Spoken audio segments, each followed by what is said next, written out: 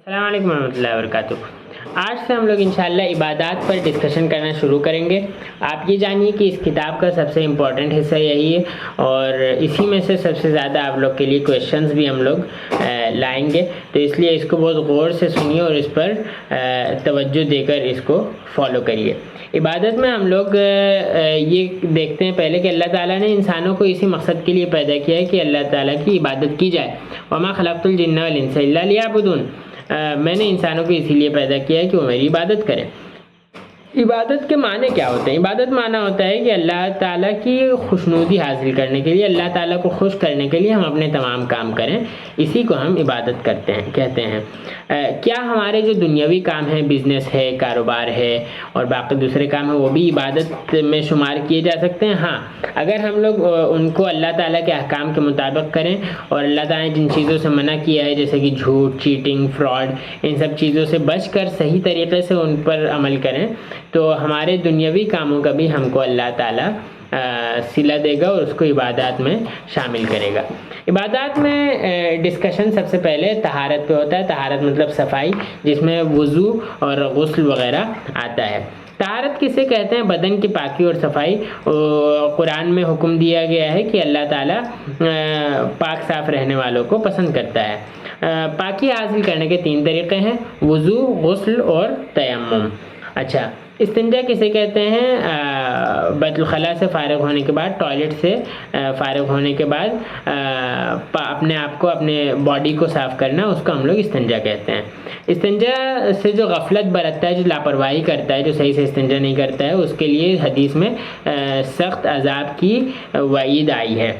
एक बार आप सल्लल्लाहु अलैहि वसल्लम 2 कब्रों के पास से गुजर रहे थे और आप सल्लल्लाहु अलैहि वसल्लम ने कहा कि इन दोनों को अजाब दिया जा रहा है क्योंकि उनमें से एक इस्तिंजा सही से नहीं करता था और दूसरा लोगों की चुगली खाया करता था और फितना फैलाता था।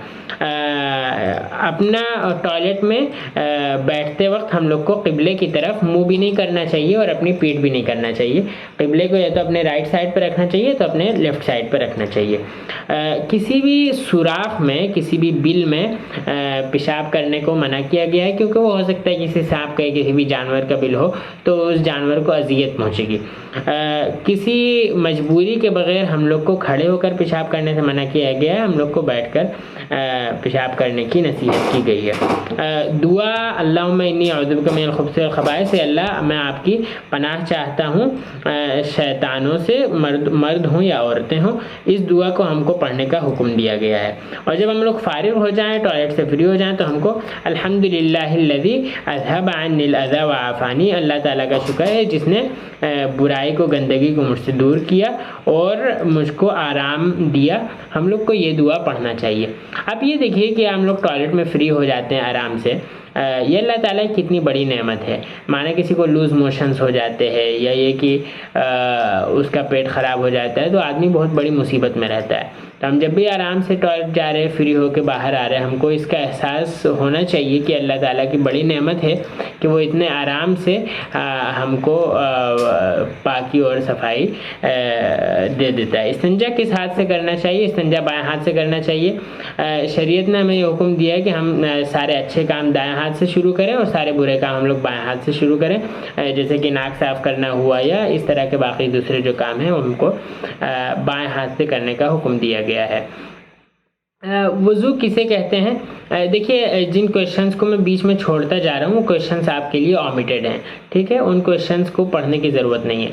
वज़ू किसे कहते हैं? इस्लाम के बताए हुए एक ख़ास तरीक़े से पाकी हासिल करने को हम लोग वज़ू कहते हैं। उसके मुताल्लिक़ कुरान करीम में कहा गया है कि जब तुम नमाज़ पढ़ने का इरादा करो तो अपने सर, अपने दोनों हाथ कोहनियों तक धो, सर का मसा करो और दोनों पाँव भी अपने धो लिया करो। अल्लाह के रसूल सल्लल्लाहु अलैहि वसल्लम ने फरमाया है कि मैं क़यामत के रोज़ अपने लोगों को वज़ू के असर से पहचानूंगा। मतलब ये कि जिसने जितना वज़ू किया होगा उतना उसका चेहरा चमक रहा होगा, तो अल्लाह के रसूल सल्लल्लाहु अलैहि वसल्लम उससे अपनी उम्मत को पहचानेंगे। इससे हमें वज़ू की फ़जीलत का अंदाज़ा होता है। वज़ू के बारे में आप सल्लल्लाहु अलैहि वसल्लम ने ये भी फरमाया कि आदमी जब वज़ू करता है तो जिस उज़ू को धोता रहता है उस उज़ू का गुनाह निकलता रहता है। जैसे कि जब अपना मुँह धोता है تو اس نے آنکھوں سے جو برا دیکھا ہو یا کان سے جو برا سنا ہو وہ سارے گناہ نکلتے رہتے ہیں۔ پیر دھوتا ہے تو جن غلط چیزوں کے لیے وہ چلا ہو وہ سارا گناہ اللہ تعالیٰ معاف کرتے رہتے ہیں۔ حضرت عائشہ نے مسواک کے تعلق سے کیا بیان کیا تھا؟ حضرت عائشہ نے فرمایا تھا کہ نبی صلی اللہ علیہ وسلم کا معمول تھا کہ جب بھی سو کر اٹھتے تھے، جب بھی نماز پڑھنے کا ارادہ کرتے تھے تو وضو کرنے سے پہلے مسواک ضرور کر لیا کرتے تھے۔ وضو کن صورتوں میں فرض ہے؟ نماز کے لیے، نماز جنازہ کے لیے، تلاوت کے لیے۔ اور کن صورتوں میں وضو سنت ہے؟ سونے سے پہلے کر لینا چاہیے اور غسل کرنے سے پہلے ہم کو وضو کر لینا چاہیے۔ بغیر وضو کے کون سے کام کرنا مکروہ ہے، تحریمی ہے؟ قرآن پاک کو ہم کو نہیں چھونا چاہیے، کعبے کا طواف نہیں کرنا چاہیے، اور کسی بھی چیز جس پر آیت یا دعا لکھی ہوئی ہو اس کو ہمیں وضو کے بغیر نہیں چھونا چاہیے۔ وضو میں کتنی چیزیں فرض ہیں؟ 4 چیزیں، چہرہ دھونا، ہاتھوں کو پورا دھونا، اور چوتھائی سر کا مسح کرنا، اور پاؤں کو دھونا۔ تو اتنی چیزیں وضو میں فرض ہیں، ہاتھ، چہرہ، پیر اور 1/4 سر۔ وضو میں کتنی سنتیں ہیں اور وہ کیا ہیں؟ سنتیں مطلب ہے کہ اگر چھوٹ گئی تب بھی وضو پورا ہو جائے گا، اس میں کوئی مسئلہ نہیں ہے۔ وضو شروع کرنے سے پہلے بسم اللہ کرنا، نیت کرنا، 3 بار ہاتھ دھونا، مسواک کرنا، 3 بار کلی کرنا، 3 بار ناک میں پانی ڈالنا، ہر عضو کو 3 بار دھونا، پورے سر کا مسح کرنا، 1/4 کو کرنا فرض ہے، پورے سر کو مسح کرنا سنت ہے، دونوں کانوں کا مسح کرنا، داڑھی کا خلال کرنا، اس کو داڑھی کا خلال کرنا کہتے ہیں، ہاتھ اور پیر کی انگلیوں کا خلال کرنا، اس طرح ترتیب سے وضو کرنا، مطلب یہ کہ پہلے ہاتھ دھونا، پھر کلی کرنا، پھر اس کے بعد جو ہے ناک صاف کرنا وغیرہ وغیرہ، اور جلدی جلدی کرنا، مطلب یہ کہ ایسا نہیں ہو کہ آدمی کلی کے بعد باتوں میں لگ جائے اور پھر اس کے بعد جو ہے کچھ دیر بعد ناک دھوئے، پھر کچھ دیر بعد جو ہے وہ منہ دھوئے۔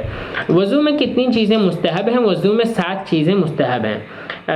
پاک، صاف اور اونچی جگہ پر بیٹھنا، قبلے کی طرف منہ کرنا، وضو کرنے میں کسی کی مدد نہ لینا، مطلب یہ نہیں کہنا کہ بھئی لوٹا اٹھا دو، پانی اٹھا دو وغیرہ وغیرہ، گردن کا مسح کرنا، ہر وضو کو مل مل کر دھونا، دائیں طرف سے شروع کرنا، اور وضو کا بچا ہوا پانی کھڑے ہو کر پینا۔ بہرحال وضو میں کتنی چیزیں مکروہ ہیں؟ 6 چیزیں وضو میں مکروہ ہیں۔ ناپاک جگہ پر بیٹھ کر وضو کرنا، داہنے ہاتھ سے ناک صاف کرنا، وضو کرتے وقت دنیا کی باتیں کرنا، اور ترتیب کے خلاف وضو کرنا، مطلب ہے کہ پہلے پیر دھو لیا پھر اس کے بعد منہ دھو لیا وغیرہ، پانی زیادہ خرچ کرنا اور منہ پر زور سے پانی پھینکنا، اس طرح۔ نواقض وضو کتنے ہیں؟ مطلب یہ کہ وضو کن چیزوں سے ٹوٹ جاتا ہے؟ باتھ روم جانے سے، اس کے بعد ہوا خارج ہونے سے، اس کے بعد خون نکلنے سے، اس کے بعد بہت زیادہ اگر الٹی ہو جائے تو اس سے، اگر باقاعدہ پراپر آدمی سو جائے اس سے، بے ہوش ہو جائے تو اس سے، آدمی کے اوپر دورہ پڑے وہ پاگل ہو جائے تو اس سے، اور نماز میں اگر آواز نکال کر آدمی ہنس دے تو اس سے۔ ان 8 چیزوں سے وضو ٹوٹ جاتا ہے۔